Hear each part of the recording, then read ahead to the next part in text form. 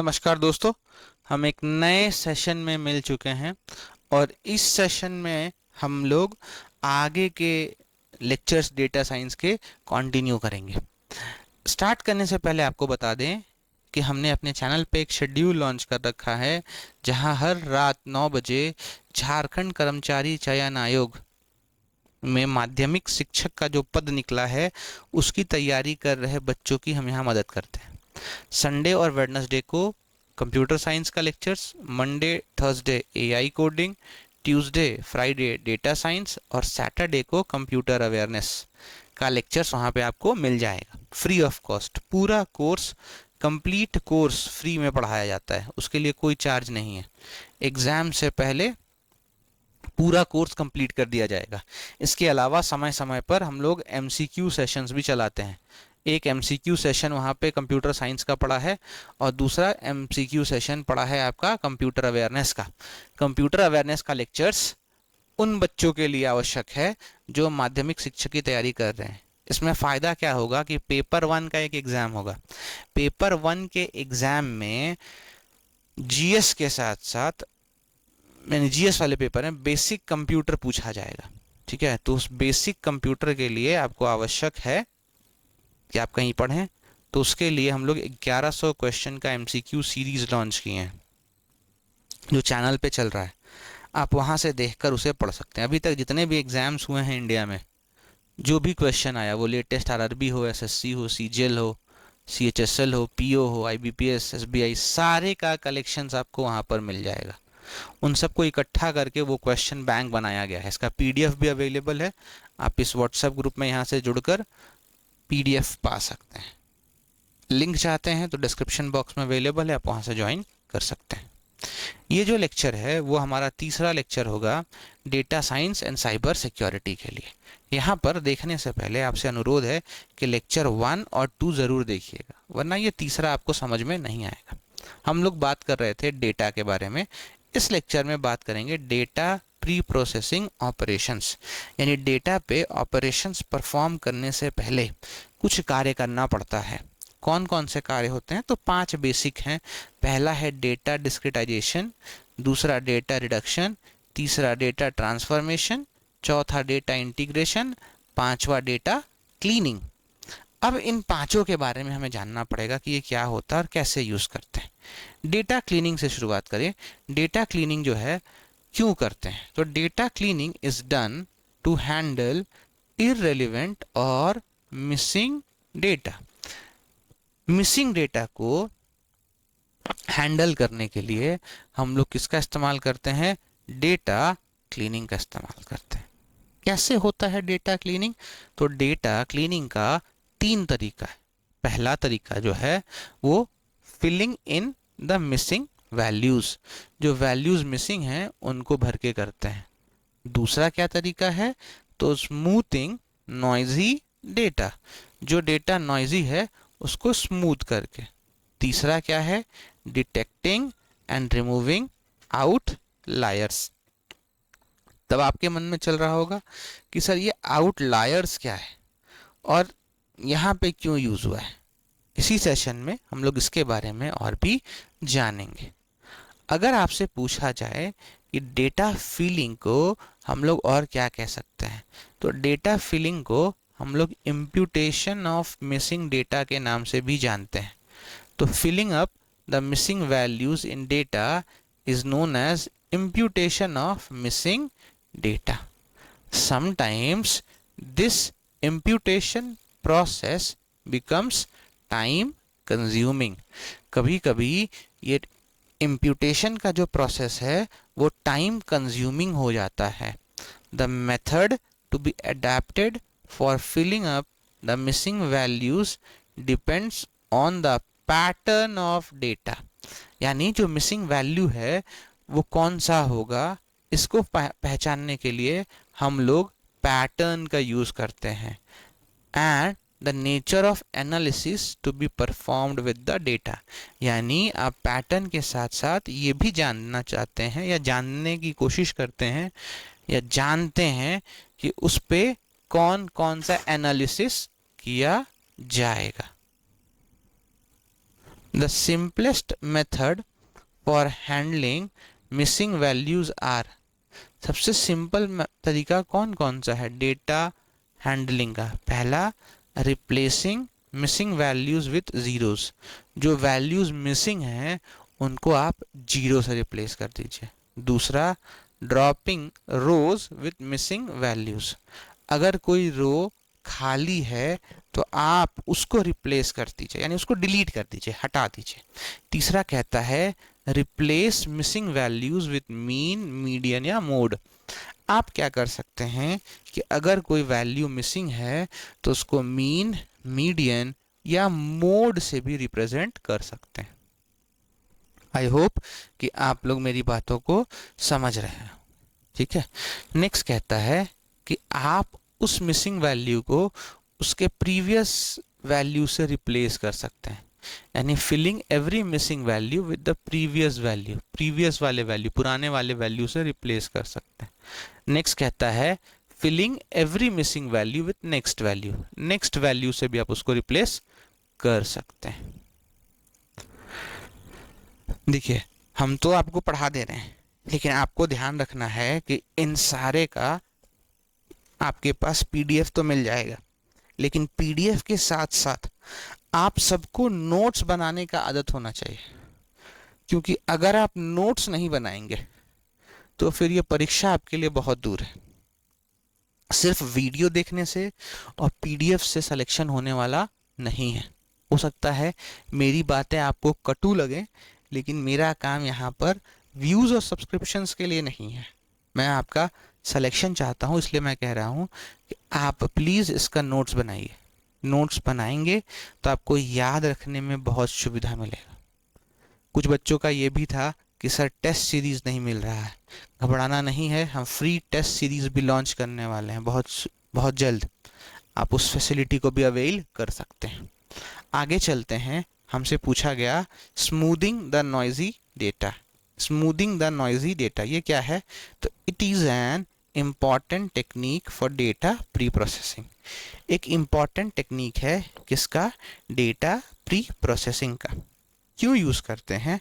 तो it is intended to identify trends in the presence of noisy data. इसका इस्तेमाल करते हैं ट्रेंड्स पहचानने के लिए। कब?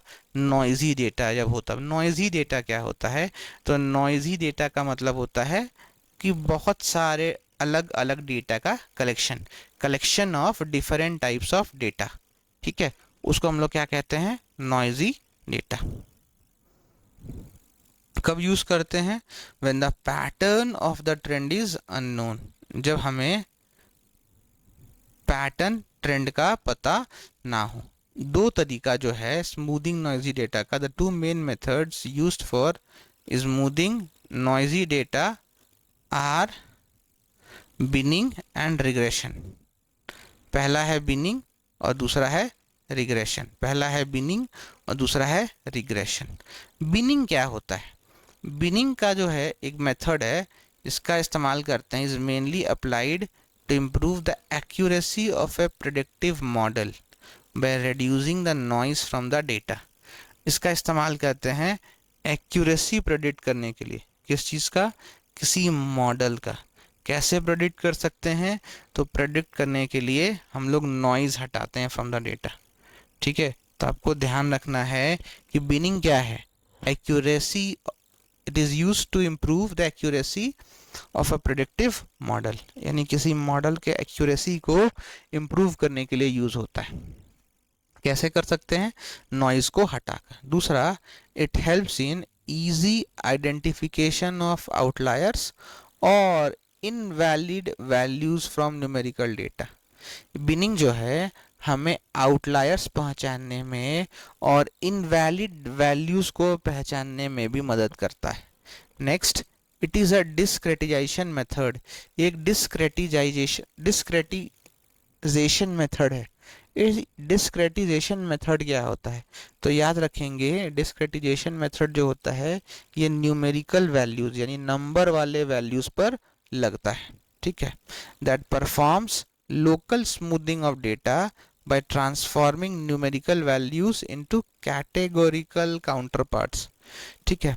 तो बिनिंग क्या करता है कि न्यूमेरिकल वैल्यूज को कैटेगरी वाइज इकट्ठा करता है। ठीक है, न्यूमेरिकल वैल्यूज को कैटेगरी वाइज इकट्ठा करता है।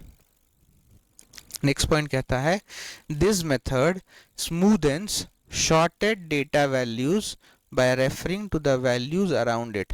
ये कैसे स्मूथ करता है बिनिंग डेटा को? तो ये क्या करता है, रेफर कर देता है जो नज़दीकी वैल्यू है उसको। Sorted values are distributed into a number of bins और बकेट्स। जो शॉर्टेड वैल्यू होता है उसको डिस्ट्रीब्यूट किया जाता है अलग अलग बिन्स और बकेट्स में। ठीक है, एक एग्जांपल देख सकते हैं जहाँ पे हमको एज कैटेगराइजेशन करना है अलग अलग बिन्स में। तो मान लेते हैं एक बिन जो है कंसिस्ट्स ऑफ एज 10 to 19। एक बिन में एज है कौन सा, 10 से लेकर 19 तक। दूसरा बिन जो है कंसिस्ट्स ऑफ एज 20 to 29। दूसरे में जो डेटा है वो 20 से 29 साल तक के लिए है। तीसरा बिन जो है उसमें डेटा है 30 से 39 और चौथा 40 से 49 और चलता जा रहा है। ठीक है, अब देखेंगे कि हर एक डेटा को एक रेंज में रखा गया है जिससे कि क्या होता है, एक फ्रीक्वेंसी वैल्यू बनता है। आगे चलें तो पूछा जाएगा कि distribution of values into beans कैसे कर सकते हैं, या डिस्ट्रीब्यूशन कैसे करते हैं वैल्यूज को बिन्स में। तो दो तरीका है, पहला है इक्वल विड्थ बिनिंग, दूसरा equal frequency binning. Equal width binning क्या होता है, जो डेटा है उसको डिवाइड कर देते हैं n इंटरवल्स में, यानी डेटा को आप इक्वल साइज के इंटरवल्स में डिवाइड कर दीजिए। ठीक है, जो विड्थ होता है इंटरवल का वो कैसे कैलकुलेट करते हैं, तो विड्थ को कैलकुलेट करने के लिए maximum value minus minimum value divided by n, यानी मैक्सिमम वैल्यू में से मिनिमम वैल्यू घटा दीजिए और जो n इंटरवल्स थे उनसे डिवाइड कर दीजिए, तो क्या निकल जाएगा, इक्वल विड्थ बिनिंग। अब दूसरा क्वेश्चन मन में आता होगा कि इक्वल फ्रीक्वेंसी बिनिंग कैसे निकालें।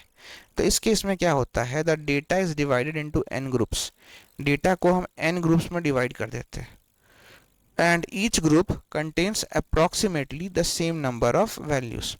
और हर ग्रुप जो है इक्वल नंबर ऑफ वैल्यूज को रखता है। बिनिंग जो है एक स्टैंडर्ड मेथड है डेटा स्मूथनिंग का to predict trends and to make a quick analysis of the ranges of the entire data। Binning जो है एक स्टैंडर्ड मेथड है किस चीज़ का, डेटा स्मूथनिंग का। डेटा स्मूथनिंग किस लिए, to predict trends and to make a quick analysis of the ranges of the entire data. Next कहता है in the binning method the bins are formed by consulting the neighbourhood values. जो binning method है उसमें beans बनाने के लिए जो neighbourhood values हैं, मान लीजिए 0 से 40 था, फिर क्या था 41 से मान लीजिए 60 था, तो जो नेबरहुड वैल्यूज हैं उनसे कंसल्ट किया जाता है, उसके बाद बिन्स बनाए जाते हैं। For this reason the binning method is considered to be performing local smoothing. क्योंकि ये नेबरहुड के कंसल्टेशन से वैल्यू बनाता है, इसीलिए माना जाता है कि ये लोकल स्मूथिंग भी करता है।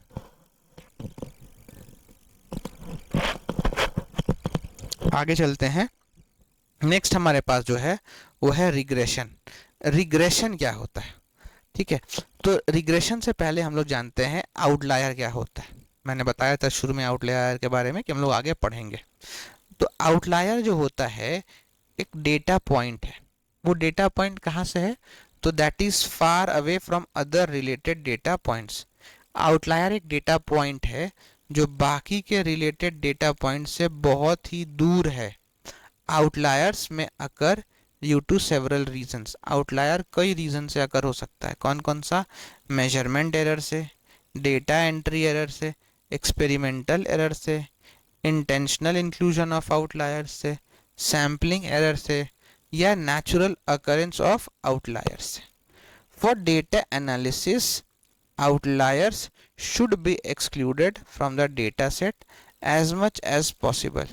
डेटा एनालिसिस के लिए ज़रूरी है कि आउटलायर्स को डेटा सेट से निकाल कर रखा जाए, बाहर निकाल कर रखा जाए, एज दीज आउटलायर्स में मिसलीड द एनालिसिस प्रोसेस, क्योंकि हो सकता है कि इन आउटलायर्स की वजह से जो एनालिसिस प्रोसेस है वो भ्रमित हो जाए, resulting in incorrect results and longer training time. इससे क्या होगा कि जो प्रोसेसिंग रिजल्ट जो है या जो रिजल्ट आएगा वो इनकरेक्ट होगा, और जो डेटा ट्रेनिंग है उसमें टाइम भी क्या लगेगा, ज़्यादा लगेगा। In turn the model developed will be less accurate that provides comparatively poorer result. और जो डेवलप्ड मॉडल होगा वो भी लेस एक्यूरेट होगा। लेस एक्यूरेट होने के साथ साथ ये जो रिजल्ट जनरेट करेगा वो भी पुअर क्वालिटी का होगा। अब आउटलायर को डिटेक्ट करने के लिए कौन कौन से तरीके हैं? तो there are several ways to detect outliers in each data set. Data set क्या होता है? तो कलेक्शन ऑफ डेटा जो होता है उसको हम लोग कहते हैं डेटा सेट। तो आपसे पूछा जाएगा कि आउटलायर्स को पहचानने का कौन कौन सा तरीका होता है, तो आपको कहना है कि सर बहुत सारे तरीके हैं, कुछ पॉपुलर में से 5 हैं। पहला जो है वो है प्रोबेबिलिस्टिक एंड स्टैटिस्टिकल मॉडलिंग, ये एक पैरामेट्रिक व्यू है। दूसरा जो है वो है जेड स्कोर और एक्सट्रीम वैल्यू एनालिसिस, ये भी पैरामेट्रिक है, ठीक है। तीसरा जो है वो है प्रॉक्सिमिटी बेस्ड मॉडल्स, ये नॉन पैरामेट्रिक है। चौथा जो है वो है लीनियर रिग्रेशन मॉडल्स, एग्जाम्पल्स हैं पीसीए और एलएमएस। अब आपके डाउट होंगे कि पीसीए और एलएमएस क्या है, तो आप ग्रेजुएशन में ज़रूर पढ़े होंगे इसके बारे में, इसका फुल फॉर्म आप कमेंट करके कमेंट बॉक्स में बताएंगे। नेक्स्ट है high dimensional outlier detection methods, जिसको हम लोग हाई डायमेंशनल स्पार्स डेटा भी यूज़ करते हैं। इन सब के बारे में हम लोग पढ़ेंगे आने वाले क्लासेस में। Statistical method of outlier detection, statistic तौर पे यानी मैथ्स का इस्तेमाल करके या क्वांटिटेटिव क्वांटिटेटिव तौर पे हम लोग आउटलायर को कैसे डिटेक्ट कर सकते हैं।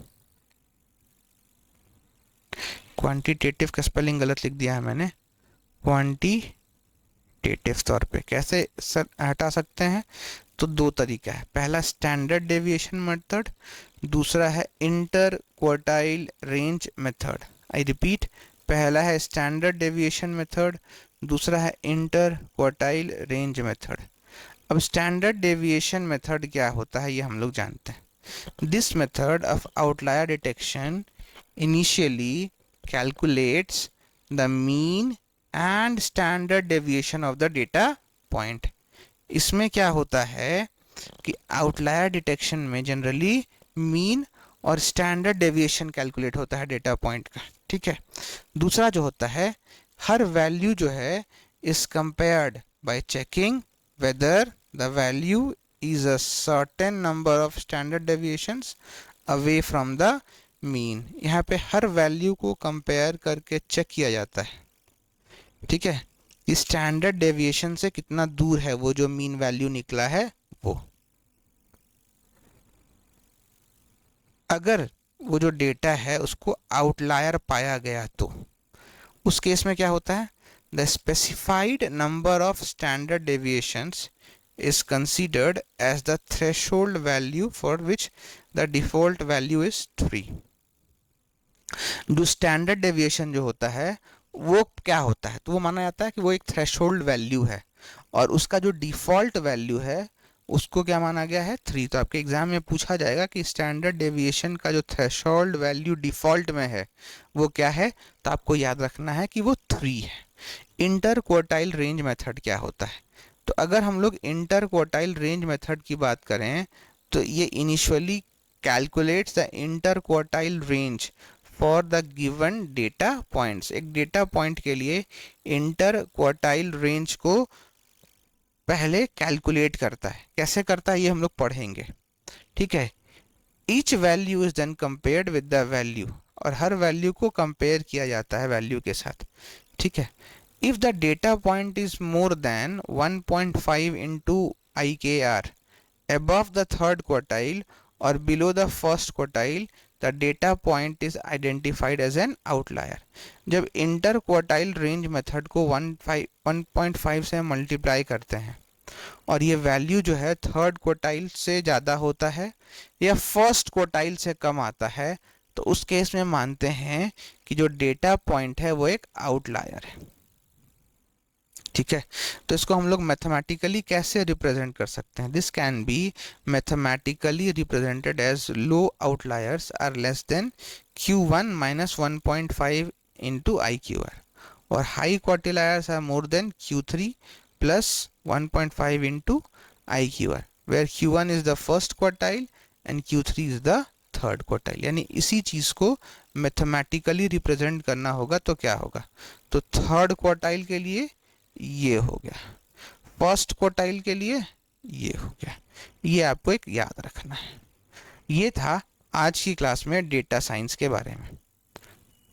आप हमारे शेड्यूल को देखते हुए हर दिन रात में 9 बजे जुड़िए। विश्वास रखिए, एग्ज़ाम से पहले पूरा कोर्स ऑनलाइन फ्री में यहाँ कंप्लीट कर दिया जाएगा। इसके साथ साथ हम लोग बहुत जल्द प्रैक्टिस सीरीज भी data science and cyber security पर ले आ रहे हैं। तब तक अपना प्यार आशीर्वाद बनाए रखिए। लाइक, शेयर, कमेंट, सब्सक्राइब ज़रूर करिए। हमारे व्हाट्सएप ग्रुप से जुड़िए, इंस्टाग्राम, टेलीग्राम, यूट्यूब पे कमेंट ज़रूर करिए। हम इस चैनल को बेहतर बनाने के लिए और इंफ्रास्ट्रक्चर सपोर्ट के लिए आपसे डोनेशन का भी आग्रह करते हैं। आपको जितनी इच्छा हो, अपने सहमत अनुसार, अपने हिम्मत अनुसार आप हमें डोनेट कर सकते हैं। हम इसके लिए सदा आपके आभारी बने रहेंगे। फिर मिलेंगे, तब तक के लिए जय हिंद, जय भारत, वंदे मातरम,